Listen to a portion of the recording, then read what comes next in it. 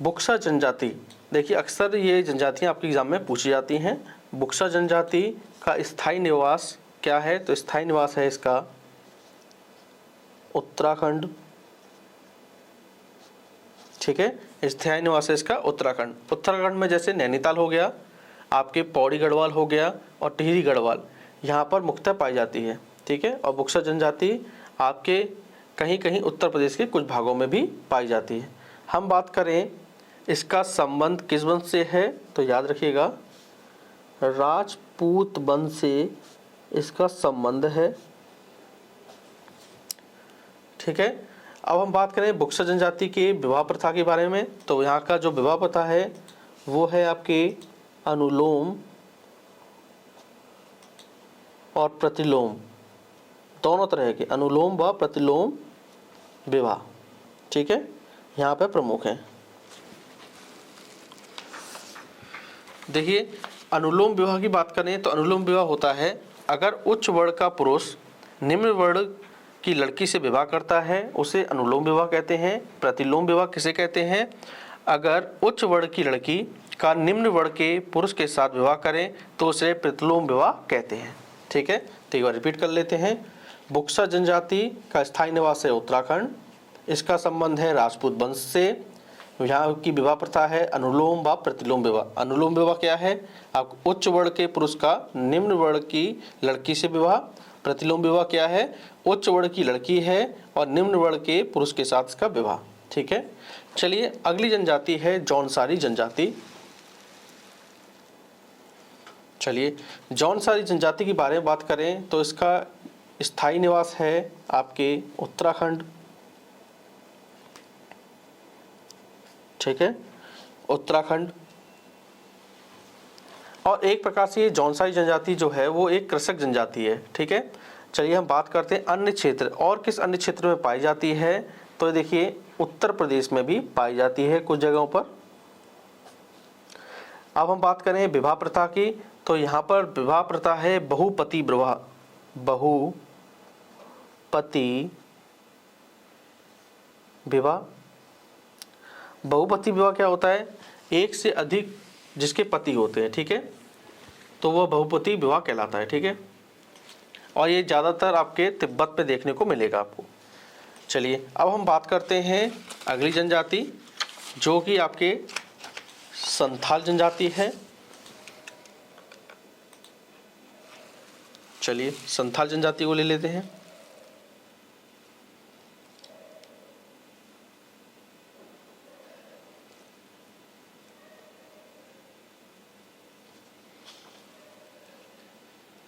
चलिए संथाल जनजाति के हम निवास स्थल की बात करें तो इसका निवास स्थल है आपके झारखंड। ठीक है, प्रमुख निवास स्थान जो है इसका वो है आपके झारखंड। ठीक है, जो कि संथाल परगना क्षेत्र में। हम बात करें मुख्य आहार क्या है संथाल जनजाति का, तो मुख्य आहार है इसका चावल। वर्तमान निवास स्थान कहाँ है इसका, तो वर्तमान में देखिए कई राज्यों में निवास करती है संथाल जनजाति, जैसे प्रमुख रूप से बिहार, त्रिपुरा, बिहार है, त्रिपुरा है, पश्चिम बंगाल, झारखंड तो आपको पता ही है प्रमुख रूप से, और आपके ओडिशा। ठीक है, और ये 2011 की जनगणना के अनुसार है। अब हम बात करें इनकी शारीरिक रचना कैसी है संथाल जनजाति की, तो इनकी शारीरिक रचना है द्रविड़ समुदाय के अनुरूप। द्रविड़ समुदाय के अनुरूप है इनकी शारीरिक रचना।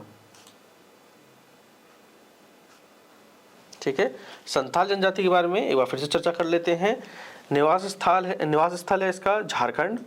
ठीक है, संथाल परगना क्षेत्र, ये भी लिख लीजिए, संथाल परगना क्षेत्र।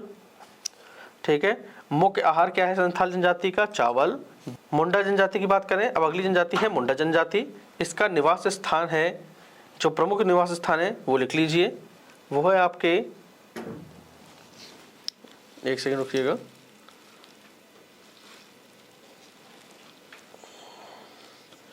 झारखंड, पश्चिम बंगाल, छत्तीसगढ़, मध्य प्रदेश, त्रिपुरा, ओडिशा और बिहार। ठीक है। अब हम बात करें मुंडा जनजाति के प्रमुख त्योहार कौन कौन से हैं, तो इनके प्रमुख त्योहार है भागे, ठीक है, भागे है, फागु है, कर्मा है, सरहुल है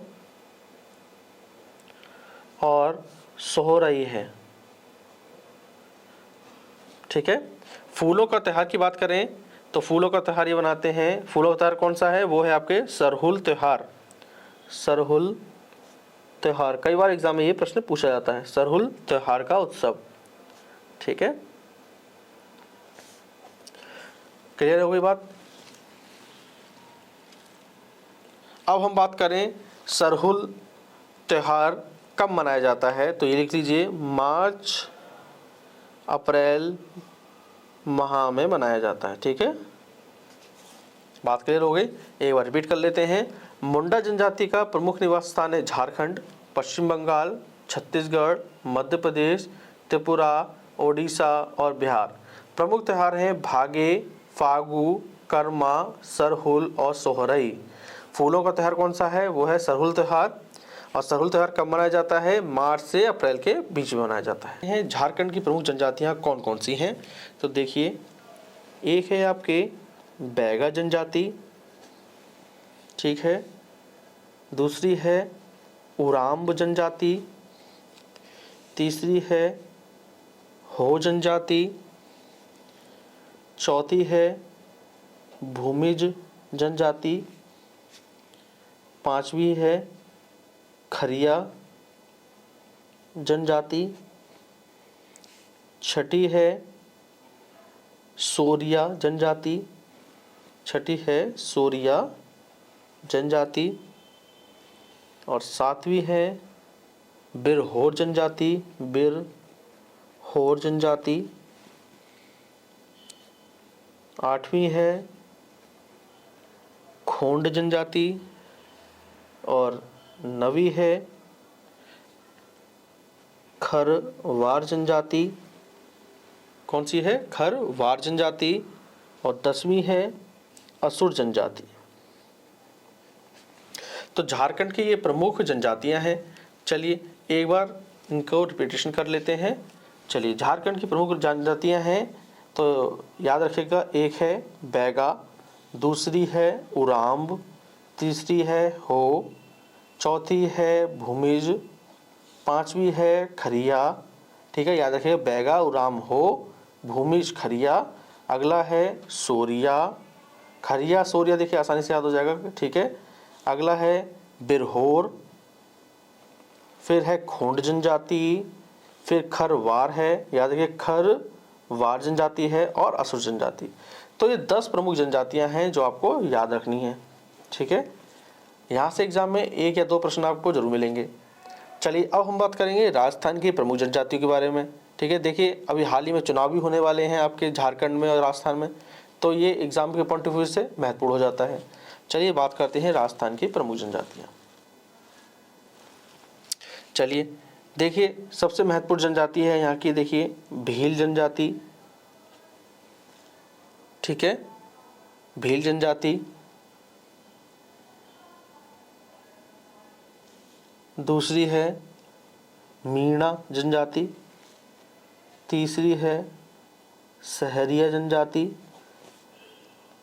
चौथी है गरासिया जनजाति। ठीक है, भील, मीणा, सहरिया, गरासिया। ठीक है, और पांचवी याद रखिएगा डामोर जनजाति, और छठी याद रखिएगा पटेलिया। ठीक है, कौन सी है, पटेलिया जनजाति। एक बार रिपीट कर लेते हैं। राजस्थान की प्रमुख जनजातियां हैं, तो याद रखिएगा, एक है भील, दूसरी है मीणा, तीसरी है सहरिया, ठीक है, भील, मीणा, सहरिया, फिर गरसिया, दोनों याद रहेगा, सहरिया और गरसिया। अभी देखिए हमने पढ़ा था खरिया और सोरिया कहाँ की हैं, झारखंड की, तो इस तरीके से याद रखिएगा। सहरिया और गरसिया कहाँ की हैं, राजस्थान की। अगली है पांचवी डामोर और छठी है पटेलिया, ठीक है। तो ये राजस्थान की प्रमुख जनजातियाँ थी।